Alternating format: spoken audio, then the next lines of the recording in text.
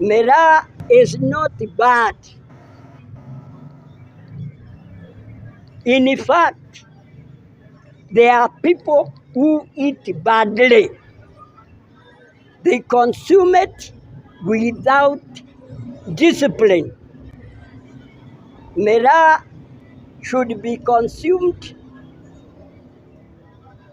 twice a day. In the morning, you wake up, wash, take good, balanced diet, consume only for that minutes. Stop it.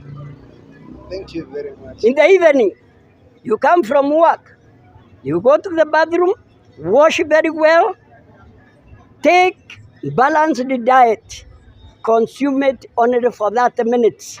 You sleep very well. Miraa has got chemicals that cure all venereal diseases. For example, have you ever heard of cholera in Maua?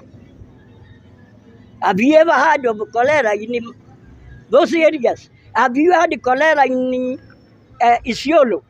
Have you had Marala? Where? Why? Because it has got ingredients that kill.